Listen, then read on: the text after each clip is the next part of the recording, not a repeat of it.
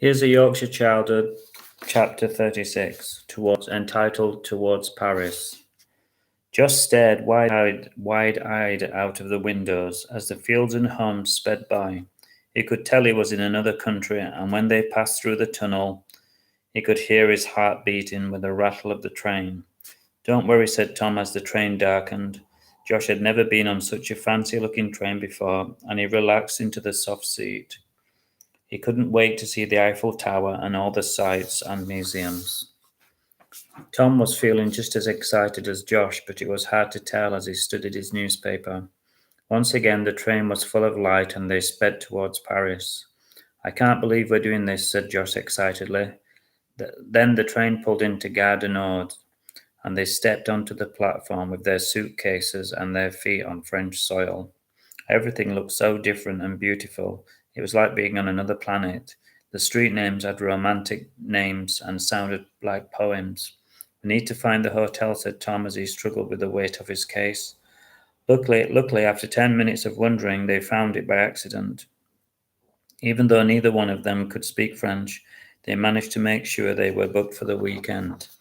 Tom had found time to convert all of the money to euros and was determined to spend it. After a rest and a coffee, they decided to head to the Eiffel Tower, their most famous destination. Luckily, they were near the metro, and after a near comical exchange with a member of staff and help from some friendly travellers, they finally got tickets. It wasn't easy finding their way around a foreign country if you don't speak the language, but they learnt quickly. "Maybe I should brush up on my French," said Tom apologetically. Josh laughed. "It's too late for that," he said, as the train sped towards their destination. Tom was worried they would go too far. He kept his eye on the tourists and followed them as they got off. The last thing he wanted was to get lost. They turned the corner, and before they knew it, there it was in all its magnificent glory. "Wow," was all Josh could say. He was so impressed and amazed to be witnessing it. They sat on the grass and spent a good hour watching the tourists come and go.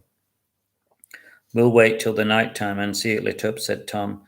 "It will be amazing." And Josh nodded in agreement. Josh stood under the archway and he looked up at the incredible structure in wonder. He would have loved to have gone to the top, but the queues were just too long. But he wasn't disappointed, as just being there was enough. He couldn't wait for it to be lit up, and they walked along the Seine. Everywhere they looked was beautiful and inspiring.